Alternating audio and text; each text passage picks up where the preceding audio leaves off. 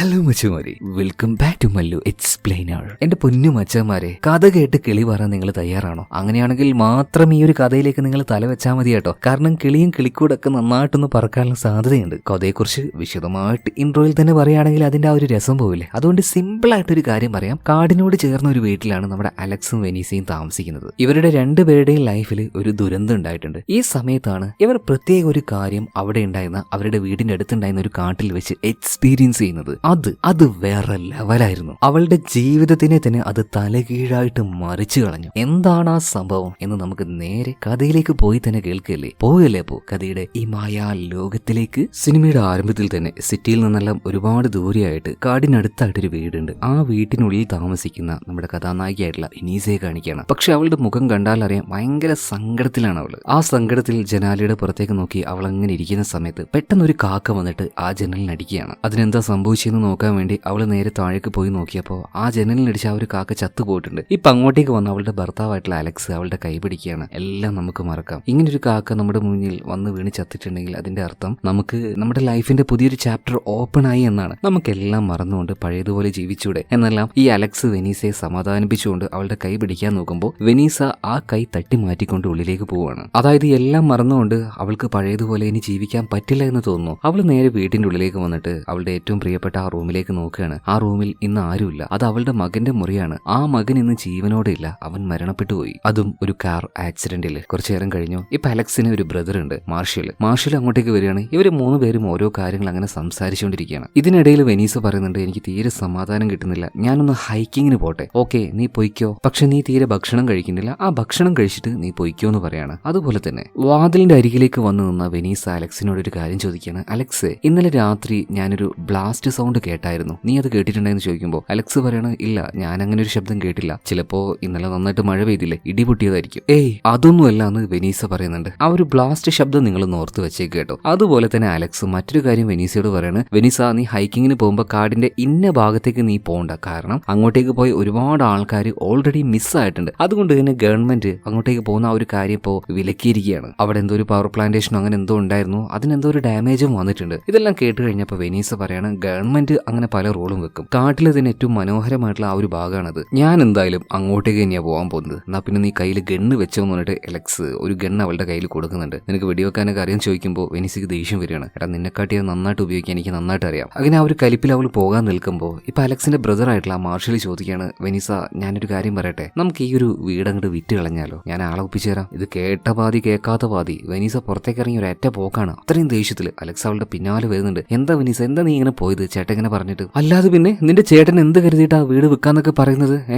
ഒരിക്കലും ഇല്ല. നമ്മുടെ മകന്റെ ഏക ഓർമ്മ കിട്ടുന്നത് ഈ ഒരു വീട്ടിൽ വെച്ച് മാത്രമാണ്. ഈ വീട് എനിക്ക് വിൽക്കാൻ കഴിയില്ല. ഈ വീട് വിട്ട് എനിക്ക് പോവാൻ കഴിയില്ല. നിന്റെ ചേട്ടൻ എന്താ ബോധമില്ലേ? ഇതൊക്കെ പറഞ്ഞപ്പോ അലക്സ് പറയാണ്, വെനീസ, നിനക്കും അറിയാം എനിക്കും അറിയാം ചേട്ടൻ എന്ത് വേണ്ടിയിട്ടാണ് അത് പറഞ്ഞതെന്ന്. നമ്മുടെ ബാക്കിയുള്ള ലൈഫ് അതെങ്കിലും നന്നായിട്ട് പോട്ടെ എന്ന് കരുതിയിട്ടാണ് ചേട്ടൻ അങ്ങനെ പറഞ്ഞത്. നമ്മൾ ഇനി ഇവിടെ നിൽക്കുകയാണെങ്കിൽ നമ്മുടെ ലൈഫ് ഭയങ്കര മോശമായിരിക്കും. ഇപ്പൊ വെനീസ് പറയാണ്, അലക്സ്, നീ എന്തൊക്കെയാ അലക്സ് പറയുന്നത്? ഞാൻ കാരണം എന്റെ മകൻ മരിച്ചുപോയി, ഇനി അവനെ പൂർണ്ണമായിട്ടും മറന്നു കളയണമെന്നാണോ നീ പറയുന്നത്? അലക്സ് പറയാണ്, വെനീസ, നീ എന്തിനാ വെറുതെ ഇതിങ്ങനെ പിന്നെയും പറഞ്ഞുകൊണ്ടിരിക്കുന്നത്? അത് നിന്റെ മിസ്റ്റേക്ക് അല്ല. കാർ ഓടിച്ചത് നീയാണെന്ന് കരുതിയിട്ട് ഓപ്പോസിറ്റ് വന്ന് വണ്ടി ഇടിച്ചത് അത് കാരണമല്ലേ മകൻ മരിച്ചുപോയത്, നമ്മുടെ മോൻ മരിച്ചുപോയത്. പിന്നെ ആ ഒരു വിഷമം നിനക്ക് മാത്രമല്ല എനിക്കും ഉണ്ട്. അത് നിന്റെ കുറ്റം മാത്രമാണെന്ന് നീ വിചാരിക്കല്ലേ. അത് നോർമൽ ആയിട്ടുണ്ടായിരുന്ന ഒരു ആക്സിഡന്റ് ആണ്. എന്തായാലും വെനീസ, നീ ഒരു കാര്യം ചെയ്യും, നിന്റെ ആഗ്രഹം പോലെ തന്നെ നീ ഹൈക്കിങ്ങിന് പോയിട്ട് വാ. പിന്നീട് വെനീസ നേരെ ആ ഒരു കാട്ടിലേക്ക് പോവാണ്. അവൾ വിചാരിച്ച കാടിന്റെ ആ ഒരു ഭാഗത്തേക്ക് പോകണമെങ്കിൽ ഒരു തടാകം താണ്ടി വേണം പോവാന്. സോ അതിനായിട്ടൊരു ചെറിയ തോണിയിലാണ് പോകുന്നത്. അങ്ങനെ ആ ഒരു തോണിയും താണ്ടിക്കൊണ്ട് അതിൽ കയറി അവൾ തടാകത്തിന്റെ അപ്പുറഭാഗത്തേക്ക് എത്തിയിട്ടുണ്ട്. ഫോറസ്റ്റിന്റെ ഭയങ്കര സൈലന്റ് ആയിട്ടുള്ള ശാന്തമായിട്ടുള്ള ഒരു ഭാഗത്തേക്ക് അവൾ ചെന്നിരുന്നിട്ട് മകനെ കുറിച്ച് അങ്ങനെ ആലോചിക്കുകയാണ് കേട്ടോ. ആലോചിക്കും തോറും അവളുടെ ഉള്ളിലേക്ക് ആ വിഷമം ഇങ്ങനെ കൂടി വരികയാണ്. ഈ സമയത്താണ് കഥയുടെ ഗതി മാറാൻ വേണ്ടി പോകുന്നത്. കാരണം വെനീസ് ഇവിടെ വെച്ച് ഒരു കാലച്ച കേൾക്കുകയാണ്. ആരോ ഒരാൾ ഇങ്ങോട്ടേക്ക് നടന്നു വരുന്നതായിട്ട്. ഇത് ആരാണെന്ന് നോക്കാൻ വേണ്ടി വെനീസ് അങ്ങോട്ടേക്ക് നോക്കിയപ്പോൾ ആ വന്ന ആൾ ഇവൾക്ക് നേരെ ഫയർ ചെയ്യാണ്. പെട്ടെന്ന് തന്നെ വെനീസ ഒരു മരത്തിന്റെ പിറകിൽ മറിഞ്ഞിരിക്കുകയാണ്. ആ വെച്ച ആളുടെ ആ ഒരു ബുള്ളറ്റ് മരത്തിന്റെ സൈഡിലൂടെ പോകുന്നുണ്ട് കേട്ടോ. അതായത് കാര്യമായിട്ട് തന്നെ അവളെ കൊല്ലാൻ വേണ്ടിയിട്ടാണ് അയാൾ ഫയർ ചെയ്യുന്നത്. കുറച്ചു നേരം അടങ്ങിയിരുന്ന വെനീസ് ഒന്നും നോക്കില്ല. അവളും തിരിച്ച് ഷൂട്ട് ചെയ്യാണ് കേട്ടോ. അവളുടെ ആ ഒരു ഷൂട്ട് അത് കറക്റ്റ് കൊണ്ടു അയാളുടെ കാലിൽ തന്നെ. എന്നിട്ട് അത് ആരാണെന്ന് നോക്കാൻ വേണ്ടിയിട്ട് ഈ ഒരു ഗണ്ണിന്റെ ആ ഒരു ലെൻസ് ഉണ്ടല്ലോ, ഇതിലൂടെ നോക്കിയ സമയത്ത് വെനീസ ആകെ ഞെട്ടിപ്പോവാണ്. കാരണം ലെൻസിലൂടെ നോക്കിയ സമയത്ത് അവൾ കണ്ടത് മറ്റാരുമല്ല, അത് വെനീസയെ തന്നെയാണ്. വല്ലാത്തൊരു പരിഭ്രാന്തിയിലായ വെനീസ വേഗം തന്നെ ആ ഒരു കാട്ടിൽ നിന്നും ഇറങ്ങി പുറത്തേക്ക് പോവാണ്. എന്ന് വെനീസ ഇത്രയും വെപ്രാളപ്പെട്ട് വീട്ടിലേക്ക് വരുന്ന കാര്യം അലക്സും മാർഷ്യലും കാണുന്നുണ്ട്. അലക്സ് എന്താ കാര്യം ചോദിക്കുമ്പോൾ വെനീസ കണ്ട കാര്യമൊന്നും പറയുന്നില്ല. അവള് പറയാണ് ഞാനൊരു കരടിയെ കണ്ടു, ഞാൻ ആകെ പേടിച്ചുപോയി. കൂടുതലൊന്നും പറയാതെ വെനീസ വേഗം വീട്ടിന്റെ ഉള്ളിലേക്ക് കയറി ചെല്ലുകയാണ്. പിന്നാലെ തന്നെ അലക്സും ചെല്ലുന്നുണ്ട്. അലക്സ് പറയണ വെനീസ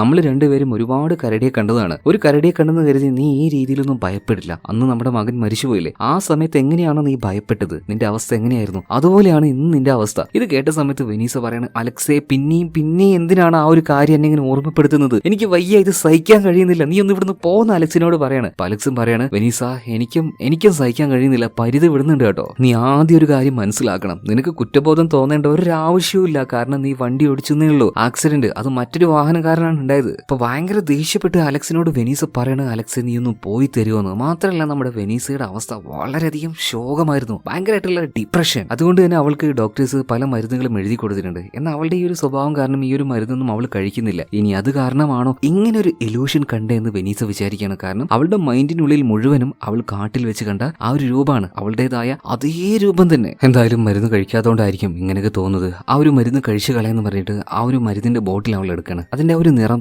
മഞ്ഞ നിറാണ് കേട്ടോ. എന്തായാലും അത് കഴിക്കാൻ നിൽക്കുമ്പോൾ വെനീസയ്ക്ക് വീണ്ടും തോന്നുകയാണ് കണ്ടത് ഒരു ഇലൂഷനൊന്നുമല്ല, അത് സത്യമാണ്. അതുകൊണ്ട് തന്നെ അവൾ ആ ഒരു മരുന്ന് കഴിച്ചില്ല കേട്ടോ. ഇതേ സമയത്ത് തന്നെ അലക്സ് പുറത്തേക്ക് വന്നിട്ട് ഭയങ്കര സങ്കടത്തിൽ നിൽക്കുമ്പോൾ അവന്റെ ചേട്ടൻ അതായത് മാർഷൽ വന്നിട്ട് എന്താണ് കാര്യങ്ങൾ ചോദിക്കുമ്പോൾ എടാ നീ കണ്ടില്ലേ അവളുടെ അവസ്ഥ, വെനീസയുടെ അവസ്ഥ, ഓൾറെഡി എനിക്ക് എന്റെ മകന് നഷ്ടമായി, ഇനി അവളെയും നഷ്ടാവുമെന്ന് എനിക്ക് തോന്നുന്നത്. ഇതേ സമയത്ത് തന്നെ മാർഷൽ പറയണം എടാ എനിക്കെന്ത് പറയണമെന്ന് അറിയില്ല, നീ സങ്കടപ്പെടണ്ട, നീ വെയിറ്റ് ചെയ്യേ, കാത്തിരിക്കുന്നു പറയണം. ചേട്ടാ അതന്നെയല്ലേ ഞാൻ ചെയ്യുന്നത്, എത്ര നാളായി ഞാൻ കാത്തിരിക്കുന്നത്, അവൾ എന്താ നോർമൽ ആവാത്തത്. ഇപ്പൊ മാർഷൽ അലക്സിനെ കെട്ടിപ്പിടിച്ച് അവനെ സമാധാനിപ്പിക്കുകയാണ്. അങ്ങനെ രാത്രി ആയിട്ടുണ്ട്. ഇപ്പൊ അലക്സും അതുപോലെ തന്നെ മാർഷലും കുറച്ച് ഫുഡെല്ലാം ഉണ്ടാക്കിയിട്ട് മുറ്റത്ത് പോയി ഇരുന്ന് കഴിക്കുകയാണ്, അതായത് ഗാർഡനിൽ ഇരുന്ന് കഴിക്കുകയാണ്. അപ്പൊ അലക്സ് വെനീസയെ വന്ന് വിളിക്കുകയാണ്. അവളിപ്പോഴും വീട്ടിന്റെ ഉള്ളിൽ തന്നെയാണ്. നീ ഇങ്ങനെ ഇതിന്റെ ഉള്ളിൽ ഇരിക്കല്ലേ, ഭക്ഷണമൊക്കെ ആക്കിയിട്ടുണ്ട്, പുറത്തേക്ക് വന്ന് നമ്മളുടെ കൂടെ ഇന്ന് ഒരുമിച്ചിരുന്ന് സംസാരിച്ചുകൊണ്ട് കഴിക്കാം, അപ്പൊ മൈൻഡ് ഒന്ന് റിലാക്സ് ആവും, നീ ഓക്കെ ആണെങ്കിൽ വാന്ന് പറയാണ്. അങ്ങനെ ഇപ്പൊ വെനീസയും അലക്സിന്റെ കൂടെ വരികയാണ്. പിന്നീട് അവർ ആ ഒരു ഭക്ഷണം കഴിച്ചുകൊണ്ടിരിക്കുമ്പോൾ ഈ മാർഷൽ ഉണ്ടല്ലോ ചില കഥകൾ പറഞ്ഞു കൊടുക്കുകയാണ് കേട്ടോ. അതായത് വെനീസയുടെ ആ ഒരു മൈൻഡ് മാറ്റാൻ വേണ്ടി ഈ മാർഷൽ ടീനേജ് ആയിരിക്കുന്ന സമയത്ത് എന്തോ വലിയ കുളത്തിലോ പുഴയിലോ എന്തോ വീണ് പോയിട്ടോ, മരിക്കേണ്ടതായിരുന്നു. എന്നാൽ രണ്ടാമതൊരു ജന്മം അവൻ എങ്ങനെയൊക്കെയോ കിട്ടിയതാണ്. പക്ഷെ അങ്ങനെ ഒരു ജന്മം കിട്ടിയ സമയത്ത് ഞാൻ തന്നെ തീരുമാനിച്ചു എന്ന് ഈ മാർഷൽ ഇപ്പോൾ ഇവരോട് രണ്ടുപേരോടും പറയണം. അതായത് അവന് നല്ലോണം ഡ്രിങ്ക്സ് ചെയ്യുന്ന ശീലം ഉണ്ടായിരുന്നു, അതങ്ങോട്ട് നിർത്തി. അതായത് വെനീസ നമുക്ക് ലൈഫിൽ പല പ്രശ്നങ്ങളും ഉണ്ടാവും, അതെല്ലാം താണ്ടി നമ്മൾ മുന്നോട്ടേക്ക് പോകണം. പക്ഷേ പിന്നീടുള്ള ആ ഒരു ലൈഫ് അതിൽ എന്തൊക്കെ മാറ്റങ്ങൾ വരുത്തണമെന്ന് നമ്മൾ വിചാരിച്ചാൽ അത് നടക്കും കേട്ടോ. ഇപ്പൊ നിന്റെ കാര്യം തന്നെ നോക്കുകയാണെങ്കിൽ നിനക്ക് പല കാര്യങ്ങളും മറന്നുകൊണ്ട് ഇനിയുള്ള ആ ഒരു ലൈഫ് ബാക്കിയുള്ള ജീവിതം നിനക്ക് നന്നായിട്ട് ജീവിക്കാൻ കഴിയും. ഇതെല്ലാം കേട്ട് കഴിഞ്ഞപ്പോൾ വെനീസ പറയണ ആ ശരി എല്ലാം മറക്കാൻ വേണ്ടി ശ്രമിക്കാം. എന്നിട്ട് ആ ഒരു പ്ലേറ്റ് എടുത്തുകൊണ്ട് അവൾ ഉള്ളിലേക്ക് പോകാൻ നിൽക്കുമ്പോൾ മാർഷൽ പറയണ ഞാൻ നിന്നെ ഹെൽപ്പ് ചെയ്യാന്ന് പറഞ്ഞിട്ട് പ്ലേറ്റുകളൊക്കെ എടുത്തു കൊടുക്കാൻ നോക്കുമ്പോൾ അവിടെ ഉണ്ടായിരുന്ന വിളക്കിൽ അവന്റെ കൈ തട്ടിയിട്ട് അത്യാവശ്യം നല്ല രീതിയിൽ കൈയുടെ ഒരു ഭാഗം പൊള്ളി പോവാണ്. അലക്സ് പറയണ ചേട്ടൻ ഉള്ളിലേക്ക് പോയിട്ട് ബാൻഡേജ് ചുറ്റിരുവാ, ഞാൻ ഇവളും കൂടെ പാത്രം കൊണ്ടുവച്ചോളെന്ന് പറയണം. അങ്ങനെ മാർഷൽ വീടിന്റെ ഉള്ളിലേക്ക് പോയി ആ ഒരു മുറിയിൽ ബാൻഡേജ് ചുറ്റാനായിട്ട്. അതുപോലെ തന്നെ വെനീസ അലക്സ് എടുത്തു കൊടുത്ത ആ ഒരു പാത്രവുമായിട്ട് നേരെ കിച്ചണിലേക്ക് പോകുമ്പോൾ അവളൊരു കാഴ്ച കാണുകയാണ്. അതായത് മുറി കെട്ടാൻ വേണ്ടി പോയ അലക്സിന്റെ ചേട്ടൻ മാർഷൽ ഉണ്ടല്ലോ അവിടെ ഇരുന്നു കൊണ്ട് വെള്ളടിക്കുന്ന കാര്യം വെനീസ ആകെ ഞെട്ടിപ്പോയി. ഈ ചങ്ങായിയല്ലേ പുറത്തിരുന്ന് പറഞ്ഞത് ഞാൻ വെള്ളടി നിർത്തിയെന്ന്, അന്ന് ആപടത്തിന് ശേഷം ഒട്ടും കഴിച്ചിട്ടില്ല എന്ന്, എന്നിട്ട് ഇതാ ഇവിടെ ഇരുന്ന് മണമണാന്ന് കയറ്റുന്നു. അതിന്റെ കൂടെ തന്നെ ഈ മാർഷലിന്റെ കൈ പൊള്ളിയിരുന്നല്ലോ, ആ പൊള്ളിയ ഭാഗത്തുള്ള ആ ഒരു മുറി ഉണങ്ങിയതായിട്ടും ഇപ്പൊ ഈ വെനീസ കാണുകയാണ്. ഇതെന്താ സംഭവിച്ചെന്ന് അവൾക്ക് തിരിയുന്നില്ല. അപ്പൊ വെനീസ മാർഷലിനോട് ചോദിക്കുന്നു അല്ല നീ ഡ്രിങ്ക്സ് എല്ലാം നിർത്തിയതല്ല പിന്നെന്തെങ്ങനെ. ഇപ്പൊ അവിടെ കിടന്ന് പരിയും കളിക്കുകയാണ് ഈ ഒരു മാർഷല്. അത് പിന്നെ അത് ഞാൻ പിന്നെ പറയാം, എനിക്ക് പുറത്ത് കുറച്ച് ജോലി ഉണ്ടെന്ന് പറഞ്ഞിട്ട് ഇവൻ വേഗം പുറത്തേക്ക് പോവാണ്. ഈ ഒരു അന്താളിപ്പില് നമ്മുടെ വെനീസ് നിൽക്കുമ്പോൾ ഇതിനേക്കാൾ വലിയൊരു അന്താളിപ്പ് അവൾക്ക് വരാൻ കിടക്കുന്നേ ഉള്ളൂ. അതായത് മാർഷൽ ഇപ്പൊ ഇറങ്ങിപ്പോയില്ലേ, ഇതിന്റെ നേരെ ഓപ്പോസിറ്റ് നിന്നും ഇതേ മാർഷലിന് വരികയാണ്. അവന്റെ കയ്യിൽ ബാൻഡേജും കാര്യങ്ങളൊക്കെ ചുറ്റിയിട്ടുണ്ട്. ഇപ്പൊ വെനീസ് ചോദിക്കുകയാണ് അല്ല നീയല്ലേ ഇപ്പൊ ഇവിടുന്ന് ഇറങ്ങിപ്പോയത്. മാർഷൽ പറയണ ഏയ് ഞാൻ ഇതിന്റെ ഉള്ളിൽ തന്നെയായിരുന്നു, മുറി കെട്ടാൻ വേണ്ടി പോയതാണ്. നമ്മുടെ വെനീസ് ഇങ്ങനെ വളരെ വെളുത്ത് നിൽക്കുന്നത് കൊണ്ട് തന്നെ അലക്സ് വന്നിട്ട് എന്താ പ്രശ്നം എന്നൊക്കെ ചോദിക്കുമ്പോൾ അവളൊന്നും പറഞ്ഞില്ല കേട്ടോ. കാരണം അവൾ പറഞ്ഞാലും അവനത് വിശ്വാസമാകില്ല. കാരണം അവൾ കണ്ട കാഴ്ച അങ്ങനെയാണല്ലോ. എല്ലാം ഉള്ളിൽ ഒതുക്കി അവൾ അങ്ങനെ നിൽക്കുകയാണ് കേട്ടോ. രാത്രിയായി അവന്റെ കൂടെ കിടന്നുറങ്ങുന്നുണ്ട്. പക്ഷെ അവൾക്ക് ഉറക്കം വരുന്നില്ല. ഒരേ ഒരു ചിന്ത മാത്രമേ ഉള്ളൂ, അന്ന് ആ കാട്ടിൽ വെച്ച് കണ്ടത് അതാരായിരിക്കും, അവളുടെ അതേ രൂപം തന്നെ. അതെന്തായാലും കണ്ടുപിടിക്കണം. പിറ്റേ ദിവസം തന്നെ ആ ഒരു കാട്ടിലേക്ക് അവൾ പോവുകയാണ്. അതായത് അന്ന് പോയ ഭാഗത്തേക്കൊന്നുമല്ല, കുറച്ചുകൂടെ ഉള്ളിലേക്ക് ഡീപ്പായിട്ട് പോവുകയാണ്. ഇപ്പൊ അവിടെ ഒരു ഇരുമ്പ് കമ്പി കൊണ്ടുണ്ടാക്കിയ ഒരു വേലി കാണുന്നുണ്ട് കേട്ടോ. അവിടെ തന്നെ ഒരു ബോർഡും ഉണ്ടായിരുന്നു, ഉള്ളിലേക്ക് പ്രവേശനം ഇല്ല എന്ന്. മാത്രമല്ല ആ ഒരു ഗേറ്റിന്റെ ഒരു ഭാഗത്തായിട്ട് ഇച്ചിരി ബ്ലഡ് ഒക്കെ ഉണ്ടായിരുന്നു. ഇതൊന്നും കണക്കിലെടുക്കാതെ വെനീസ് ആ ഒരു വേലിയും താണ്ടിക്കൊണ്ട് ഉള്ളിലേക്ക് പോകണം. നല്ല രീതിയിൽ തന്നെ കാട്ടിന്റെ ഉള്ളിലേക്ക് പോയി. ആ സമയത്ത് അവിടെ വലിയൊരു മരം ഉണ്ടല്ലോ, ഇത് പൊട്ടിയിട്ട് അത് പകുതിയായി നിൽക്കുന്നത് പോലെ ഒരു ഭാഗം കാണുകയാണ്. ഒരു എന്താ പറയാ ഒരു കവാടം പോലെ. ആ പൊട്ടിയ മരം കുറച്ച് വ്യത്യസ്തമായിട്ട് തന്നെ നമ്മുടെ വെനീസക്ക് തോന്നുക. എന്തായാലും അവള് നേരെ ആ ഒരു കാട്ടിന്റെ ഉള്ളിലേക്ക് പോകുന്നുണ്ട്. കുറച്ചു നേരം കഴിഞ്ഞപ്പോൾ അതേ മരത്തിന്റെ അടുത്തേക്ക് തന്നെ അവൾ എത്തുകയാണ്. ചിലപ്പോ ഇതുപോലെ കാട്ടിൽ ഇതുപോലെ 2 മരങ്ങൾ ഉണ്ടാവും, എന്നാലും അങ്ങനെ വരാൻ സാധ്യതയില്ലല്ലോ, നേരത്തെ പോയപ്പോ കണ്ട അതേ സ്ഥലം തന്നെ. പിന്നെ വെനീസ ചിന്തിക്കുകയാണ് കാട്ടിലൂടെ ഇങ്ങനെ നടന്നപ്പോ വഴി അറിയാത്തത് കൊണ്ട് അങ്ങോട്ടും ഇങ്ങോട്ടും നടന്ന് അവസാനം ഇങ്ങോട്ടേക്ക് തന്നെ എത്തിയതായിരിക്കും. ഒരു കാര്യം ചെയ്യാം, ഇവിടെ ഒരു അടയാളം വെക്കാം, അടയാളം വെച്ച് മുന്നോട്ടേക്ക് പോവാം. അങ്ങനെയാണെങ്കിൽ ഈ വന്ന സ്ഥലത്തേക്ക് തന്നെ പിന്നെയും വരേണ്ടി വരില്ലല്ലോ. അതായത് ഈ കാട്ടിലൂടെ വളരെയധികം സ്ട്രെയിറ്റ് ആയിട്ട് മുന്നോട്ടേക്ക് പോവാം. ആ ഒരു ധാരണയിലാണ് അവളിങ്ങനെ ആ ഒരു ചരടും കെട്ടി മുന്നോട്ടേക്ക് പോയത്. പക്ഷേ അത്ഭുതം എന്ന് പറയട്ടെ, വീണ്ടും അതേ മരത്തിന്റെ അടുത്തേക്ക് തന്നെ അവൾ എത്തുകയാണ്, അതേ സ്ഥലം തന്നെ. പക്ഷെ അവിടെ ആ ഒരു ചരട് ഉണ്ടായിരുന്നില്ല. അവൾക്ക് ഇത് എന്താ കാര്യം എന്ന് മനസ്സിലാവുന്നില്ല. അവൾ വീണ്ടും സ്ട്രെയിറ്റ് ആയിട്ട് ഒരു വളവോ ചെരിവോ ഒന്നും ഇല്ലാതെ കറക്റ്റ് ആയിട്ട് മുന്നോട്ടേക്ക് തന്നെ നടക്കുകയാണ്. പക്ഷേ റിപ്പീറ്റ്ലി വീണ്ടും അതേ മരത്തിന്റെ മുന്നിലേക്ക് തന്നെ അവൾ എത്തുകയാണ്. അവളാകെ എന്തോ പോലെ ആയി പോവുകയാണ്. ഇത് എന്താ ഇവിടെ നടക്കുന്നത്? കുറെ നേരം അവൾ ഇത് ചെയ്തു നോക്കി, എത്രയോ തവണ റിപ്പീറ്റ് ആയിട്ട് അതേ മരത്തിന്റെ അടുത്തേക്ക് തന്നെ വന്ന് നിൽക്കുകയല്ലാതെ അവൾക്ക് മറ്റൊരു ഭാഗത്തേക്ക് പോകാൻ കഴിയുന്നില്ല. സോ ആകെ പേടിച്ചു പോയ വെനീസ് തീരുമാനിക്കുകയാണ് ഇനി എന്തായാലും വീട്ടിലേക്ക് തിരിച്ചു പോകാന്ന്. സോ അവള് നേരെ ഓപ്പോസിറ്റിലേക്ക് നടക്കുകയാണ്, അതായത് ആ ഒരു ഗേറ്റിന്റെ അടുത്തേക്ക്. മാത്രമല്ല പോകുന്ന വഴിയിൽ ഇങ്ങോട്ടേക്ക് ഒരുപാട് ആൾക്കാർ വന്നു പോയതിന്റെ കാൽപ്പാടുകളും അവൾ കാണുന്നുണ്ട്. എന്തായാലും ആ ഒരു വേലിയും താണ്ടിക്കൊണ്ട് അവൾ നേരെ വീട്ടിലേക്ക് പോവാണ്. ഭർത്താവിനോട്, അതായത് അലക്സിനോട് അവൾക്കുണ്ടായിരുന്ന ആ ഒരു എക്സ്പീരിയൻസ് ഷെയർ ചെയ്യുന്നുണ്ട്. ഇന്ന് ഇതൊന്നും അലക്സ് വിശ്വസിക്കുന്നില്ല കേട്ടോ. അലക്സ് പറയാണ്, വെനീസ നിനക്ക് എന്താ പ്രാന്തായോ? നിനക്ക് മരുന്ന് കഴിച്ചൂടെ മര്യാദക്ക്? എന്തൊക്കെയോ കാര്യങ്ങൾ ഈ സിനിമയിലൊക്കെ കാണുന്നത് പോലെ ആവശ്യമില്ലാത്ത കാര്യങ്ങളൊന്നും നീ ചിന്തിച്ചു കൂട്ടണ്ട കേട്ടോ. ഇതെല്ലാം നിന്റെ മൈൻഡിന്റെ തലയുടെ പ്രശ്നമാണ്. ആവശ്യമില്ലാത്ത ഓരോ കാര്യങ്ങൾ പിന്നെയും പുതിയ പ്രശ്നങ്ങൾ ഉണ്ടാക്കിക്കൊണ്ട് നീ എന്നെ വീണ്ടും ബുദ്ധിമുട്ടിക്കല്ലേ വെനീസ? അറിയാലോ ഓൾറെഡി ഞാൻ കാരണം നമ്മുടെ മകൻ മരിച്ചുപോയില്ലേ, ഞാൻ വണ്ടി ഓടിച്ചത് കൊണ്ടല്ലേ അവൻ മരിച്ചുപോയത്. ഇതൊക്കെ അലക്സ് ഇങ്ങനെ പറയുമ്പോൾ വെനീസ ഞെട്ടിത്തെറിച്ച് നിൽക്കുകയാണ്. നീ എന്താ അലക്സ് ഈ പറയുന്നത്? നീ ഓടിച്ചത് കൊണ്ട് തന്നെയല്ലേ? ഞാൻ ഓടിച്ചിട്ടല്ലേ നമ്മുടെ മകൻ മരിച്ചുപോയത്? അലക്സ് പറയണ, വെനീസ നീ എന്ത് പൊട്ടത്തരാ പറയുന്നത്? അന്ന് ഞാനും നമ്മുടെ മകനും കൂടിയല്ലേ ആ ഒരു കാറിൽ പോയത്? നിനക്ക് എന്തൊക്കെയോ തോന്നലാണ് വെനീസ. വെനീസ ആകെ അത്ഭുതപ്പെട്ട് അമ്പരന്ന് നിൽക്കുമ്പോൾ അലക്സ് അവൾക്ക് കഴിക്കാനായിട്ടുള്ള ആ ഒരു മരുന്നിന്റെ ബോട്ടിൽ അവൾക്ക് കൊടുക്കുകയാണ്. സാധാരണ ആ ഒരു ബോട്ടിലിന്റെ കളർ എന്ന് പറഞ്ഞാൽ അത് മഞ്ഞയാണ്, എന്നാൽ അലക്സ് ഇപ്പൊ കൊടുത്ത ആ ഒരു ബോട്ടിലിന്റെ കളർ അത് നീലയാണ്. ഇതേ സമയത്തിന് ഇവർ അങ്ങോട്ടും ഇങ്ങോട്ട് തർക്കിച്ച് നിൽക്കുമ്പോൾ അങ്ങോട്ടേക്ക് അലക്സിന്റെ ചേട്ടൻ മാർഷൽ വരികയാണ്. മാർഷൽ വന്ന് എന്താ പ്രശ്നം എന്ന് ചോദിക്കുമ്പോൾ വെനീസ അവള് വീണ്ടും ഞെട്ടിപ്പോവാണ്. കാരണം ഈ ഒരു മാർഷലിന്റെ കയ്യിൽ പൊള്ളിയത് അത് ഇടത്തെ കയ്യിലായിരുന്നു, പക്ഷെ ഇപ്പൊ കെട്ട് കാണുന്നത് അത് വലത്തെ കയ്യിലാണ്. ഒരു പുണ്ണാക്ക് തിരിയുന്നില്ല ആർക്ക്? നമ്മുടെ വെനീസക്ക്. ഇതെന്താ ഇവിടെ സംഭവിക്കുന്നത്? ഇതിന്റെ ഇടയിൽ മാർഷലും ചോദിക്കുന്നുണ്ട്, വെനീസ നീ എന്താ പറയുന്നത്? എന്റെ കൈ പൊള്ളിയത് ദാ ഈ വലത്തെ കയ്യിൽ തന്നെയാണ്, ഇടത്തെ കൈ പൊള്ളിയിട്ടൊന്നുമില്ല. ആകെ കൺഫ്യൂഷൻ ആയ വെനീസ പിന്നെ അവിടെ നിന്നില്ല കേട്ടോ. അവള് വീണ്ടും അതേ കാട്ടിലേക്ക് തന്നെ പോവാണ്. ആ ഒരു വേലിയും താണ്ടിക്കൊണ്ട് ആ ഒരു പൊട്ടി മരം ഉണ്ടല്ലോ അതിന്റെ ഉള്ളിലേക്ക് പോവാണ്. സോ പോയി കഴിഞ്ഞ് കുറച്ചു നേരം കഴിഞ്ഞപ്പോൾ അവൾക്കൊന്നും മനസ്സിലാവുന്നില്ല ഇത് എന്താ ഈ ചുറ്റുപാട് നടക്കുന്നത്. എല്ലാം ഒരുമാതിരി തലകീഴായി നിൽക്കുന്നത് പോലെ. ഈ സമയത്ത് അവള് വീണ്ടും ഒരു ശബ്ദം കേൾക്കാണ്. പെട്ടെന്ന് തന്നെ ഗണ്ണെടുത്തു ആ ഒരു ഭാഗത്തേക്ക് ഫയർ ചെയ്യാൻ നിൽക്കുമ്പോൾ അത് മറ്റാരും ആയിരുന്നില്ല, അലക്സ് തന്നെയായിരുന്നു. ഇപ്പൊ വെനീസ് ചോദിക്കാണ്, നീ എന്നെ ഫോളോ ചെയ്ത് ഇതിന്റെ ഉള്ളിലേക്ക് വന്നതാണോ? ഇപ്പൊ വന്ന് ഈ അലക്സ് പറയാണ്, ഞാൻ ഒരു കാര്യം പറയട്ടെ, നീ ഞെട്ടരുത്, മനസ്സിലാക്കണം ആ ഒരു റിയാലിറ്റി എന്താണ്. നീ ഇപ്പോ ഈ ഒരു കാടിന്റെ പുറത്തേക്ക് പോയിട്ട് കണ്ട ആ ഒരു അലക്സും അതുപോലെ തന്നെ ഞാനും തമ്മിൽ യാതൊരു ബന്ധവുമില്ല. ഇപ്പൊ വെനീസ ഒരുമാതിരി കിളി മാറിയ രീതിയിൽ അലക്സിനെ നോക്കിയിട്ട് പറയാണ്, നീ എന്താ ഈ പറയുന്നത്? എനിക്കൊന്നും മനസ്സിലാവുന്നില്ല. അപ്പൊ അലക്സ് പറയാണ്, ഞാൻ പറയുന്ന ആ ഒരു കാര്യങ്ങൾ നല്ല കാമായിട്ട് നീ കേൾക്കാൻ ശ്രമിക്കുക. മനസ്സിലാക്കാൻ കുറച്ചൊക്കെ ബുദ്ധിമുട്ടുണ്ടാവും, എന്നാലും അതാണ് റിയാലിറ്റി. നമ്മുടെ ഈ ഒരു ഭൂമി ഉണ്ടല്ലോ, ഈ ഒരു ലോകം ഉണ്ടല്ലോ, ഈ ഒരു യൂണിവേഴ്സ് ഉണ്ടല്ലോ, ഇതൊന്നും മാത്രമല്ല, ഇതുപോലെയുള്ള യൂണിവേഴ്സ് ഒരുപാട് മില്യൺ കണക്കിനുണ്ട്. അതായത് അതൊരു മൾട്ടിവേഴ്സ് ആണ്. അതായത് നമ്മുടെ ഈ ഒരു ലോകം മൾട്ടിവേഴ്സ് ആണ്. വെനീസ, നിന്നെ പോലെ തന്നെ ഈ ഒരു വലിയ യൂണിവേഴ്സിൽ ഒരുപാട് കോടിക്കണക്കിന് വെനീസമാരുണ്ട് നിന്റെ അതേ രൂപത്തിൽ തന്നെ. ശരിക്കും ഈ കാട്ടിൽ വെച്ച് ഗവൺമെന്റ് നടത്തിയ എന്തോ ഒരു വലിയ പരീക്ഷണം കാരണം പലതരം യൂണിവേഴ്സ് ഈ ലോകത്തിലില്ലേ, ആ യൂണിവേഴ്സ് എല്ലാം ഈ ഒരു കാട്ടിൽ വെച്ച് ജോയിൻ ചെയ്യുന്നുണ്ട്. അതായത് ഒരു ഇത്തിരി നേരം മുന്നേ നീ പുറത്തേക്ക് പോയല്ലോ, ആ പോയ സമയത്ത് നീ പോയിട്ടുള്ളത് യഥാർത്ഥത്തിൽ നിന്റെ വീട്ടിലേക്കായിരുന്നില്ല, മറ്റേതോ ഒരു യൂണിവേഴ്സിലെ നിന്നെ പോലെയുള്ള ആളുടെ വീട്ടിലേക്കാണ്. ഇപ്പോഴാണ് വെനീസയ്ക്ക് കുറെ കാര്യങ്ങളൊക്കെ മനസ്സിലാവുന്നത്. അതായത് മാർഷലിന്റെ കൈ, അതായത് അവളുടെ ലോകത്ത് വെച്ച് പൊള്ളിയത് ഇടത്തെ കയ്യിലായിരുന്നു, പക്ഷെ ഇപ്പൊ പോയടുത്ത് വലത്തെ കയ്യിലാണ് മുറി. അതുപോലെ തന്നെ ഈ അലക്സ് പറയുന്നത് അവന്റെ കാറിൽ പോയിട്ട് അവൻ കാരണമാണ് ആക്സിഡന്റ് സംഭവിച്ചതെന്ന്. അതുപോലെ തന്നെ അവൾക്ക് കഴിക്കാൻ കൊടുത്ത ആ ഒരു മരുന്നിന്റെ ബോട്ടിലിന്റെ കളർ അത് നീലയായിരുന്നു. അതായത് അവൾ ഇപ്പൊ കണ്ട ഈ ഒരു അലക്സ് പറയുന്ന കാര്യങ്ങളുണ്ടല്ലോ അതൊക്കെ സത്യമാണെന്ന് ഏകദേശം വെനീസയ്ക്ക് മനസ്സിലായി. മാത്രമല്ല അവളോട് ഇപ്പൊ സംസാരിക്കുന്ന ഈ അലക്സ് അത് അവളുടെ ഒറിജിനൽ ആയിട്ടുള്ള ഭർത്താവൊന്നുമല്ല, മറ്റേതോ ഒരു യൂണിവേഴ്സിൽ നിന്നും എങ്ങനെയൊക്കെയോ ഈ ഒരു കാട്ടിലേക്ക് എത്തിപ്പെട്ട ആളാണ് ഉള്ളത്. ഡയറക്റ്റ് ആയിട്ട് പറയുകയാണെങ്കിൽ ഇപ്പൊ നമ്മൾ ഈ കാണുന്ന അലക്സും ഈ വെനീസയും തമ്മിൽ യാതൊരു ബന്ധവുമില്ല. രണ്ടുപേരും ഏതൊക്കെയോ യൂണിവേഴ്സിൽ നിന്നുള്ള ആൾക്കാരാണ്. സോ യൂണിവേഴ്സ് ഇങ്ങനെ പരസ്പരം കണക്ട് ചെയ്തിട്ടുള്ള ആ ഒരു കാര്യം നേരത്തെ മനസ്സിലാക്കിയ അലക്സ് ഇതിനെക്കുറിച്ച് നേരത്തെ പഠിക്കാൻ തുടങ്ങിയിട്ടുണ്ട്. ശരിക്കുള്ള നമ്മുടെ ഈ ഒരു വെനീസ ഉണ്ടല്ലോ, ഒറിജിനൽ വെനീസയുടെ ആ ഒരു ലോകത്തിലേക്ക് ഇപ്പൊ നമ്മൾ കണ്ട ഈ അലക്സിന് നമുക്കൊരു പേര് വെക്കണമല്ലോ, അങ്ങോട്ടും ഇങ്ങോട്ടും മാറി പോവാതിരിക്കാനായിട്ട്. തൽക്കാലം നമുക്ക് സെക്കൻഡ് അലക്സ് എന്ന് പറയാം. അതായത് സെക്കൻഡ് അലക്സ് ഈ ഒരു മൾട്ടിവേഴ്സിനെ കുറിച്ച് പഠിക്കാൻ ശ്രമിച്ചിട്ടുണ്ട്. അതിനെക്കുറിച്ച് പല തിയറികളും അവൻ ഉണ്ടാക്കിയിട്ടുണ്ട്. നമ്മുടെ വെനീസ അവളുടെ വീടിന്റെ പല ഭാഗത്തായിട്ട്, അതായത് ബോർഡിലൊക്കെ ഇതുപോലെ എന്തൊക്കെയോ ആരൊക്കെയോ കുറിച്ചിട്ടത് കണ്ടിട്ടുണ്ട്. അവൾ അന്ന് വിചാരിച്ചത് അവളുടെ ഒറിജിനൽ ഹസ്ബൻഡ് എഴുതി വെച്ചതായിരിക്കും. അതുകൊണ്ട് അവൾ വലിയ രീതിയിൽ മൈൻഡ് ചെയ്തിട്ടില്ലായിരുന്നു. ശരിക്കും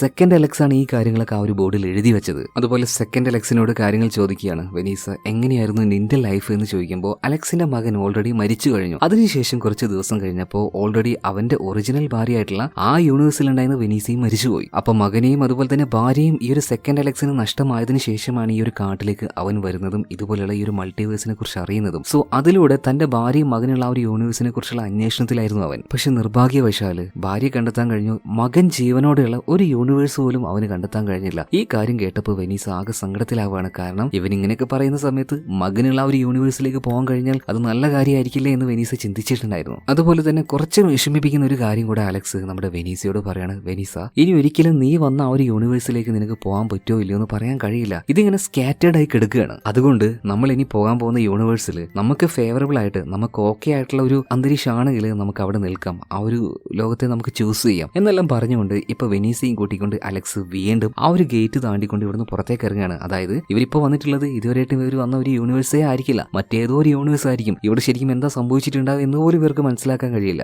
എന്തായാലും ഇവർ ആ ഒരു വീട്ടിലേക്ക് വരികയാണ്. അതായത് ആ യൂണിവേഴ്സിലുള്ള അലക്സിന്റെയും വെനീസയുടെയും ആ ഒരു വീട്ടിലേക്ക് വന്നു നോക്കുമ്പോൾ അവിടെ അലക്സിനെയോ വെനീസയോ കാണാൻ കഴിയുന്നില്ല. മാത്രമല്ല ഇവർ നേരെ കാരേജിലേക്ക് പോയിട്ട് ഇവർക്ക് ആവശ്യമുള്ള കുറച്ച് കാര്യങ്ങൾ ഇതാണ്. കുറച്ച് ബ്ലാസ്റ്റിംഗ് മെറ്റീരിയൽ, ബോംബ് പൊട്ടിക്കാൻ പറ്റുന്ന കുറച്ച് സാധനങ്ങൾ, അതുപോലെ തന്നെ ഈ മീൻ പിടിക്കാൻ ഉപയോഗിക്കുന്ന ആ ഒരു നൂല്, ആ കാര്യങ്ങളൊക്കെ. പക്ഷെ എന്തുകൊണ്ടാണ് ഇവിടെ അലക്സിനെയും വെനീസയും കാണാത്തത് എന്നിങ്ങനെ ആ ഒരു ഷെഡിൽ ഇവരിങ്ങനെ തപ്പിക്കൊണ്ടിരിക്കുമ്പോൾ പെട്ടെന്ന് അങ്ങോട്ടേക്ക് അലക്സിന്റെ ചേട്ടനായിട്ടുള്ള മാർഷൽ വരികയാണ്. ഇയാളുടെ മുഖമൊക്കെ കാണുമ്പോൾ തന്നെ അറിയാം ഇയാൾ ഒരുപാട് കരഞ്ഞിട്ടുണ്ട്, ഒരുപാട് സങ്കടത്തിലാണ്. ഇപ്പൊ ആ ഒരു ഷെഡിൽ കണ്ട അലക്സിനെയും വെനീസയും നോക്കിയിട്ട് ഈ മാർഷൽ പറയാണ്, നിങ്ങൾ ഒരിക്കലും എന്നെ വെറുതെ വിടാൻ പോകുന്നില്ല അല്ലേ, എന്തിനാ നിങ്ങൾ രണ്ടുപേരും എന്നെ ഇങ്ങനെ വീണ്ടും വീണ്ടും വേട്ടയാടുന്നത് എന്നിങ്ങനെ ചോദിച്ചപ്പോ ഈ വെനീസ് ചോദിക്കാണ്, അല്ല എന്താ പറ്റിയത്? ഇപ്പൊ മാർഷല് അവനോട് തന്നെ പറയുന്നത് പോലെ പറയാണ്, എയർപോർട്ടിൽ നിന്നും നിങ്ങളെ 3 പേരെയും ഞാനാണല്ലോ ഇങ്ങോട്ടേക്ക് കൂട്ടിക്കൊണ്ടുവരാൻ നോക്കിയത്. അതായത് എയർപോർട്ടിൽ നിന്നും അലക്സിനെയും വെനീസയും. പക്ഷെ വെനീസയ്ക്ക് അന്ന് ആ ഒരു കുഞ്ഞുണ്ടായിട്ടില്ല, അവൻ 8 മാസം മാത്രം പ്രായം ഉണ്ടായിരുന്നുള്ളൂ, അവളുടെ വയറ്റിലാണ് ആ ഒരു കുഞ്ഞ്. അങ്ങനെ എയർപോർട്ടിൽ നിന്നും ഈ മാർഷല് ഇവരെ രണ്ടുപേരെയും കൂട്ടി വരുന്ന സമയത്ത് അപകടം ഉണ്ടായി. ആ അപകടത്തിൽ അലക്സും വെനീസയും മരിച്ചുപോയി. ഇതിനുശേഷം മാർഷലിന് സമാധാനം കിട്ടിയിട്ടില്ല.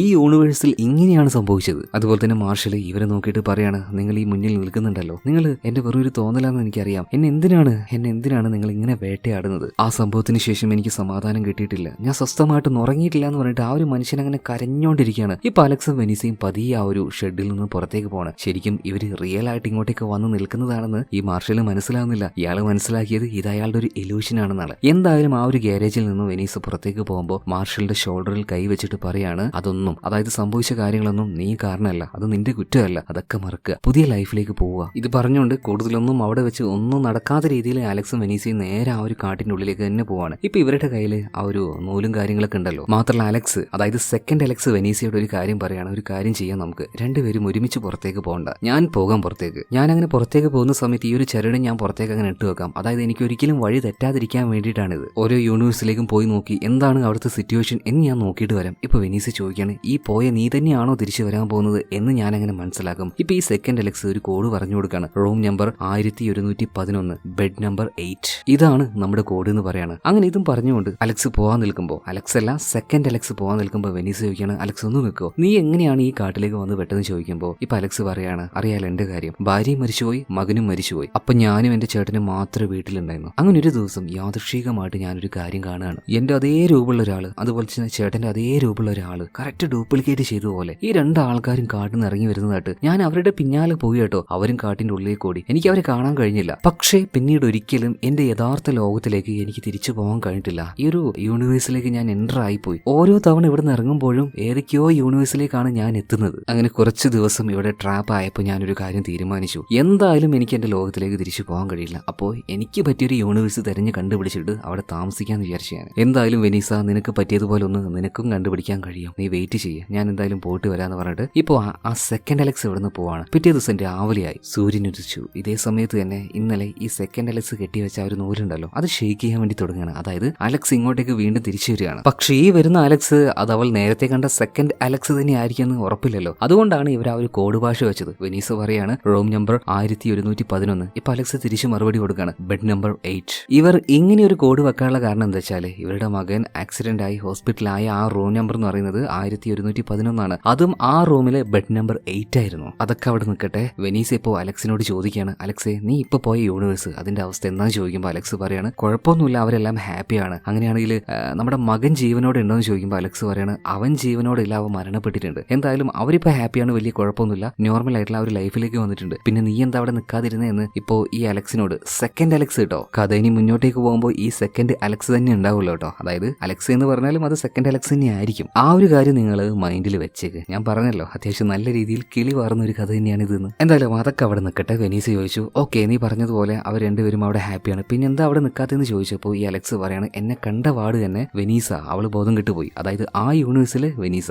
മാത്രമല്ല ഇപ്പൊ ഈ ഒരു കാട്ടിൽ നിന്നും പുറത്തേക്ക് പോയ ഈ സെക്കൻഡ് അലക്സിനെ ആ യൂണിവേഴ്സിൽ ഉണ്ടായിരുന്ന അലക്സും അതുപോലെ തന്നെ മാർഷലും കണ്ടു. സോ അവിടെ ഒരു ഇഷ്യൂ ഉണ്ടായിട്ടുണ്ട്. അതുകൊണ്ട് തന്നെ ഇനി അങ്ങോട്ടേക്ക് പോകുന്നത് അങ്ങനെ നടക്കുന്ന കാര്യമല്ല. ഇവിടെ വെച്ച് വെനീസ മറ്റൊരു കാര്യം ചോദിക്കുകയാണ്, അലക്സ് ഞാൻ വേറൊരു കാര്യം ചോദിക്കട്ടെ, ഇനി ആ യൂണിവേഴ്സിലേക്ക് തന്നെ നീ പോകില്ല എന്ന് എന്ത് ഉറപ്പ്? ചിലപ്പോൾ അടുത്ത തവണ പോകുന്നത് അതേ യൂണിവേഴ്സിലേക്ക് തന്നെയാണെങ്കിലോ? ഇവിടെയാണ് അലക്സ് അവന്റെ ഒരു ഐഡിയ പറയുന്നത്. അതായത് ഓരോ തവണ ഓരോ യൂണിവേഴ്സിലേക്കും നമ്മുടെ ആ ഒരു ക്യാരേജിൽ പോയി വരുമ്പോൾ ഞാൻ ഒരു ബോംബ് എടുക്കും, അതുപോലെ തന്നെ ഇങ്ങോട്ടേക്ക് കയറി വരുമ്പോൾ കാണുന്ന ആ ഒരു മരം ഉണ്ടല്ലോ, അവിടെ വെച്ച് ഞാൻ ആ ഒരു ബോംബ് പൊട്ടിക്കും. അതായത് ആ യൂണിവേഴ്സിലേക്കുള്ള ആ ഒരു വാതിൽ അപ്പൊ ക്ലോസ് ആവും, മറ്റൊരു യൂണിവേഴ്സിലേക്കുള്ള ആ ഒരു വാതിൽ അപ്പൊ തുറന്നു വരും. ഈ ഒരു പരിപാടിയിലൂടെ ചെയ്യുന്ന കാര്യങ്ങൾ പെർമനന്റ് ആണെന്ന് എനിക്ക് പറയാനൊന്നും പറ്റില്ല, എന്നാലും നമ്മൾ അതേ യൂണിവേഴ്സിലേക്ക് തന്നെ പോകാനുള്ള സാധ്യത വളരെയധികം കുറവാണ്. ഇവിടെ വെച്ച് നിങ്ങൾക്കൊരു കാര്യം ഓർമ്മ വരുന്നുണ്ടോ? അതായത് കഥയുടെ ആരംഭത്തിൽ വെനീസ അവളുടെ ഒറിജിനൽ ഹസ്ബൻഡ് അലക്സിനോട് ചോദിച്ചിരുന്നു, ഇതുപോലെ കാട്ടിൽ നിന്നും എന്തോ പൊട്ടിത്തെറിക്കുന്ന ഒരു ശബ്ദം കേട്ടായിരുന്നു, നീ കേട്ടിരുന്നു എന്ന്. എന്തായാലും ആ ശബ്ദം എന്താണെന്ന് ഇപ്പൊ മനസ്സിലായില്ലേ? അതായത് ഈ മൾട്ടിവേഴ്സിൽ നിന്ന് വന്ന ഈ സെക്കൻഡ് അലക്സ് അവൻ യൂണിവേഴ്സ് മാറി മാറി പോകാൻ വേണ്ടി പൊട്ടിച്ച ആ പൊട്ടിക്കലിന്റെ ശബ്ദമാണ് ഇവർ കേട്ടത്. അതായത് ഇവരുടെ ആ ഒരു യൂണിവേഴ്സിലേക്കും ഈ സെക്കൻഡ് അലക്സ് വന്നു പോയിട്ടുണ്ട്. അതുകൊണ്ടാണല്ലോ അവരുടെ വീട്ടിന്റെ ആ ഒരു ബോർഡിൽ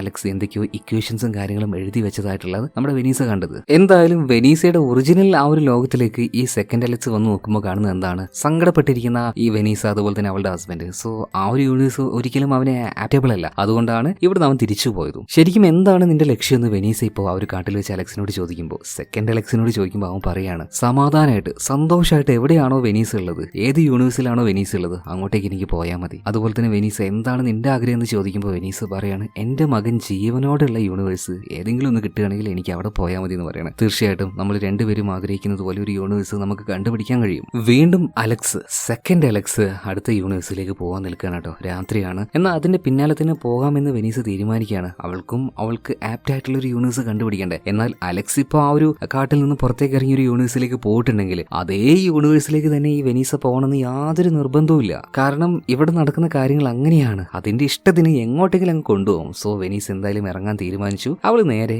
ആ ഒരു കാട്ടിൽ നിന്ന് പുറത്തേക്ക് ഇറങ്ങാണ്. വീട് കണ്ടു. നേരെ വീട്ടിലേക്ക് പോയി നോക്കുമ്പോൾ അവിടെ ആ ഒരു വീടിന്റെ ഒരു ഭാഗത്ത് ഇരുന്നുകൊണ്ട് നന്നായിട്ട് മദ്യപിച്ചുകൊണ്ടിരിക്കുകയാണ് ആ യൂണിവേഴ്സിലെ അലക്സ്. ഇപ്പൊ അങ്ങോട്ടേക്ക് വന്ന വെനീസയെ കണ്ടപ്പോൾ അലക്സ് ആകെ ഞെട്ടിപ്പോണ്. എന്താണ് വെനീസ, ഇത്രയും നേരം നീ എവിടെയായിരുന്നു? കാട്ടിലേക്ക് പോയിട്ട് എത്ര സമയം, ഞങ്ങളൊക്കെ എത്ര തേടി നടന്നു അറിയോ? ഇത് കേട്ടപ്പോഴാണ് വെനീസയ്ക്ക് സമാധാനാവുന്നത്. കാരണം അവൾ ഇപ്പോൾ തിരിച്ചു വന്നിരിക്കുന്നത് അവളുടെ യഥാർത്ഥ ആ ഒരു യൂണിവേഴ്സിലേക്ക് തന്നെയാണ്. പക്ഷെ അതൊന്ന് കൺഫേം ചെയ്യാൻ വേണ്ടി വെനീസ് ഒരു കാര്യം ചോദിക്കുന്നുണ്ട്. നിന്റെ ചേട്ടൻ മാർഷലിന്റെ കയ്യിൽ ഏത് കയ്യിലാണ് പൊള്ളലേറ്റതെന്ന് ചോദിക്കുമ്പോൾ വലത്തെ കയ്യിൽ. ശരിയാണ്, അവളുടെ യൂണിവേഴ്സിൽ ശരിക്കും സംഭവിച്ചത് വലത്തെ കയ്യിൽ തന്നെയാണ്. അപ്പൊ അവൾക്ക് ഒന്നുകൂടെ ആശ്വാസമാണ്. ഇപ്പൊ പെട്ടെന്ന് തന്നെ ഒറിജിനൽ ഹസ്ബൻഡ്, അതായത് ഒറിജിനൽ അലക്സ് ആണല്ലോ മുന്നിലുള്ളത്, അവനെ കെട്ടിപ്പിടിക്കുകയാണ്. മാത്രമല്ല സന്തോഷം കൊണ്ട് വെനീസ അലക്സിനോട് ഒരു കാര്യം പറയുന്നുണ്ട്, അലക്സെ കാട്ടിൽ വെച്ച് ഇങ്ങനെയൊക്കെ ചില കാര്യങ്ങൾ നടക്കുന്നുണ്ട്, അതുകൊണ്ട് തന്നെ നമുക്ക് രണ്ടുപേർക്കും കാട്ടിലേക്ക് പോവാം, മറ്റേതെങ്കിലും ഒരു യൂണിവേഴ്സിലേക്ക് പോവാം. ആ യൂണിവേഴ്സിൽ നമ്മുടെ മകൻ ജീവനോടെ ഉണ്ടെങ്കിൽ നമുക്ക് അവനെ കൊണ്ടുവരാം, നമുക്ക് സന്തോഷമായിട്ട് ജീവിക്കാന്നൊക്കെ പറയുമ്പോൾ അലക്സിന്റെ മുഖമൊക്കെ മാറുകയാണ്. അവിടെ ഉണ്ടായിരുന്ന ഒരു ബോട്ടിൽ എടുത്ത് വെനീസയുടെ തലക്കിട്ട് ഒരേറ്റ അടി കൊടുക്കുകയാണ്. മകനോ, ആർക്കാടി മകൻ എന്ന് ചോദിക്കുകയാണ്. കുറച്ച് കഴിഞ്ഞ് ബോധം വന്നു നോക്കുമ്പോൾ വെനീസയെ ഒരു ചെയറിൽ ആ ഒരു ഗാരേജിൽ കെട്ടിയിട്ടിരിക്കുകയാണ് കേട്ടോ. അതായത് അവള് വന്നിരിക്കുന്നത് അവൾ ഇറങ്ങി വന്ന അവളുടെ യഥാർത്ഥത്തിലുള്ള ആ ഒരു യൂണിവേഴ്സിലേക്കൊന്നുമല്ല, മറ്റേതോ ഒരു യൂണിവേഴ്സിലേക്കാണ്. മാത്രമല്ല ഈ യൂണിവേഴ്സിലുള്ള വെനീസയ്ക്കും അലക്സിനും ഒരു കുഞ്ഞൊന്നും ഉണ്ടായിട്ടില്ല. മാത്രമല്ല ഈ ഒരു അലക്സ് ആണെങ്കിൽ ഒരു ഇത്തിരി സൈക്കോ മെന്റാലിറ്റി ഉള്ള ഒരുത്തനാണ് കേട്ടോ. അതുപോലെ തന്നെ ഈ അലക്സ് നമ്മുടെ വെനീസയെ നോക്കിയിട്ട് ചോദിക്കുകയാണ്, നീ ആരടി? നീ എവിടുന്നാ വന്നത്? നീ വെനീസയല്ല, നീ മറ്റാരാണെന്ന് ചോദിക്കുമ്പോൾ നീ എന്താ ഇങ്ങനെയൊക്കെ പറയുന്നത്? ഞാൻ വെനീസയാണെന്ന് പറയുമ്പോൾ ഈ അലക്സ് പറയാണ്, ഒരിക്കലും സംഭവിക്കാൻ സാധ്യതയില്ല. കാരണം എന്താ വെച്ചാൽ എന്റെ ഭാര്യയെ വെനീസയെ ഞാൻ കുറച്ചു മുന്നെയാണ് വെടിവെച്ച് കൊന്നു കളഞ്ഞത്. അവളൊരു ദിവസം കാട്ടിലേക്ക് പോയി തിരിച്ചു വരുമ്പോൾ അവളുടെ കാലിൽ ഒരു ബുള്ളറ്റ് കയറിയിട്ടുണ്ടായിരുന്നു. അതിനുശേഷം അവൾ എന്തൊക്കെയോ പിച്ചും പിയും പറയുന്നുണ്ടായിരുന്നു, ഒരു പ്രാന്തിയെ പോലെ. അവസാനം ക്ഷമ കെട്ട് ഞാൻ തന്നെയാണ് അവളെ കൊന്നു കളഞ്ഞത്. അതായത് എന്റെ ഭാര്യ മരിച്ചുപോയി, നീ എന്റെ ഭാര്യയല്ല, നീ ആരടി എന്ന് പറഞ്ഞിട്ട് കെട്ടിയിട്ട് ചോദിക്കുകയാണ് ഈ യൂണിവേഴ്സിലെ ഈ അലക്സ്. ശരിക്കും ഈ യൂണിവേഴ്സിലെ വെനീസയ്ക്ക് എന്തായിരിക്കും സംഭവിച്ചിട്ടുണ്ടാവുക? ഒരു സാധ്യതയാണ്. അതായത് ആദ്യമായിട്ട് നമ്മുടെ വെനീസ കാട്ടിലേക്ക് പോയപ്പോൾ അവളുടെ അതേ രൂപമുള്ള ഒരു വെനീസയെ കണ്ടല്ലോ. അവൾ ഷൂട്ട് ചെയ്തപ്പോൾ ആ വെനീസയുടെ കാലിൽ ഒരു ബുള്ളറ്റ് കയറിയില്ലേ, മിക്കവാറും ആ വെനീസയായിരിക്കും പുറത്തേക്ക് വന്നിട്ടുണ്ടാവുക. അവളായിരിക്കും പിന്നീട് എന്തൊക്കെയോ പിച്ചും പെയ്യും ഈ ഒരു സൈക്കോ അലക്സിനോട് പറഞ്ഞിട്ടുണ്ടാവുക. ആ അലക്സ് അവളെ കൊന്നിട്ടുണ്ടാവുന്നല്ല, കൊന്നിട്ടുണ്ട്. സോ ഈ ഒരു പ്രാന്തൻ അലക്സ് ഇവിടെ വെച്ച് വീണ്ടും ഈ ഒരു വെനീസയെ കൊല്ലാൻ നിൽക്കുമ്പോൾ പെട്ടെന്ന് അങ്ങോട്ടേക്ക് അവന്റെ ചേട്ടൻ മാർഷൽ വരികയാണ്. മാർഷൽ വന്നിട്ട് പറയാണ്, അലക്സയെ പ്രാന്ത് കാണിക്കരുത്, കുറച്ച് ദിവസങ്ങൾക്ക് മുന്നെയാണ് നീ വെനീസയെ കൊന്നത്, ഇത് ആരാണെന്ന് നമുക്ക് പറയാൻ പറ്റില്ല, നീ എന്ത് പ്രാന്തയെ കാണിക്കുന്നത്, ചെയ്യാൻ പറ്റില്ല എന്ന് പറയുമ്പോൾ ഈ അലക്സ് ഈ ചേട്ടൻ വരെ കൊല്ലാൻ നോക്കുകയാണ്. അങ്ങനെ ഇവർക്കിടയിൽ അങ്ങോട്ടും ഇങ്ങോട്ടും മൽപ്പിടുത്ത് നടക്കണം. ഒടുവിൽ ഈ മാർഷൽ അലക്സിനെ കൊല്ലുന്നുണ്ട്. പെട്ടെന്ന് തന്നെ ഈ ഒരു മാർഷൽ വന്നിട്ട് വെനീസയുടെ കെട്ടഴിച്ചു കൊടുക്കുകയാണ്. എങ്ങോട്ടെങ്കിലും പോയി രക്ഷപ്പെട്ടു എന്ന് പറയാണ്. അങ്ങനെ അവൾ രക്ഷപ്പെട്ട് ആ ഒരു കാട്ടിലേക്ക് കയറാൻ നിൽക്കുമ്പോൾ പിന്നിലുണ്ടായിരുന്ന ഈ ഒരു മാർഷൽ ഉണ്ടല്ലോ ഗണ്ണ് വെച്ച് തലയിലേക്ക് ഷൂട്ട് ചെയ്ത് ആത്മഹത്യ ചെയ്യാണ്. ഈ സമയത്ത് വെനീസ് വിചാരിക്കുന്നത് ഇതെന്തോ കൊണച്ച യൂണിവേഴ്സ് ആണ്. ഒരുമാതിരി സൈക്കോ ആയിട്ടുള്ള അലക്സും അതുപോലെ തന്നെ അവന്റെ ആ ഒരു ചേട്ടനെ അവളെ രക്ഷപ്പെടുത്താനാണ് നോക്കിയത്. എന്നാലും ഒരുമാതിരി ഭയങ്കര ട്രാജിക് ആയിട്ടുള്ള ഒരു യൂണിവേഴ്സ് ആയി പോയത്. എന്തായാലും തിരിച്ച് അവൾ ആ ഒരു കാട്ടിലേക്ക് തന്നെ വരികയാണ്. പക്ഷെ ഇതിനുശേഷം മറ്റൊരു യൂണിവേഴ്സിലേക്ക് പോകാനായിട്ട് അവൾക്കൊരു ഭയം പോലെ. കാരണം ഇതിനേക്കാൾ മോശമായിട്ട് എന്തെങ്കിലും ഒരു കാര്യം അടുത്ത യൂണിവേഴ്സിലും സംഭവിച്ചാലോ എന്ന് പേടിച്ചിട്ട് കേട്ടോ. സോ ആ ഒരു കാട്ടിലൂടെ തന്നെ അവൾ അങ്ങോട്ടും ഇങ്ങോട്ടും നടക്കുന്ന സമയത്ത് അവള് വീണ്ടും ഞെട്ടിക്കുന്ന മറ്റൊരു കാഴ്ച കാണുകയാണ്. അതായത് മരണപ്പെട്ട് കിടക്കുന്ന അലക്സ്. അവള് സൂക്ഷിച്ച് നോക്കിയ സമയത്ത് ഈ മരിച്ചു കിടക്കുന്ന അലക്സ് ഉണ്ടല്ലോ, അവളെ ഈ കാട്ടിൽ വെച്ച് കണ്ട് അവളോട് ഈ കാര്യങ്ങളൊക്കെ പറഞ്ഞ ഒരു സെക്കൻഡ് അലക്സ് അല്ല. കാരണം ഇവന്റെ കയ്യിൽ ഒരു മോതിരം ഊരിയതിന്റെ ഒരു പാടുണ്ടായിരുന്നു. ഒരുപാട് നാള് മോതിരം ഇട്ട ഒരു പാട് കാണുമല്ലോ. സോ അങ്ങനെ ഒരു പാട് അവന്റെ ആ ഒരു വിരലിൽ കാണാനുണ്ട്. അതുപോലെ തന്നെ സെക്കൻഡ് അലക്സിന്റെ കാര്യം നോക്കുകയാണെങ്കിൽ ഭാര്യ മരിച്ചത് കൊണ്ട് തന്നെ അവൻ ആ ഒരു മോതിരം പണ്ടേ ഉപേക്ഷിച്ചിട്ടുണ്ട്. സോ അവന്റെ കയ്യിൽ ഇതുപോലൊരു പാട് വരാനുള്ള സാധ്യതയില്ല. അതായത് ഇത് സെക്കൻഡ് അലക്സ് അല്ല.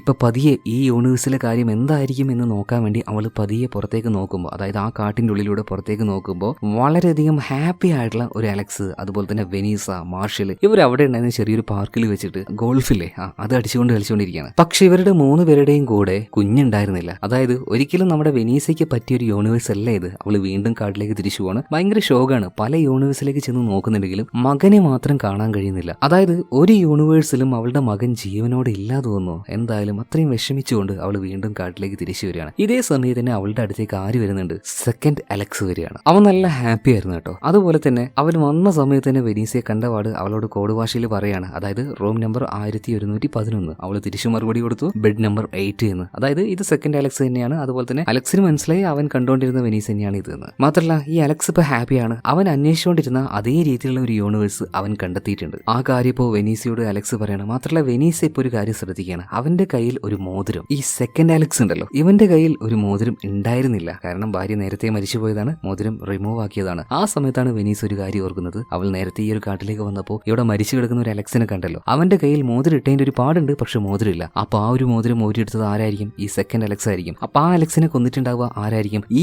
സെക്കൻഡ് അലക്സ് ആയിരിക്കും. മാത്രമല്ല നേരത്തെ നമ്മുടെ ഈ ഒരു വെനീസ ചെറുതായിട്ട് ഈ ഒരു കാട്ടിൽ നിന്ന് പുറത്തേക്ക് എത്തി നോക്കിയപ്പോൾ ഭയങ്കര ഹാപ്പി ആയിട്ട് നിൽക്കുന്ന ഒരു അലക്സ്, അവന്റെ ചേട്ടനായിട്ടുള്ള മാർഷൽ, വെനീസ ഇവരെ കണ്ടില്ലേ?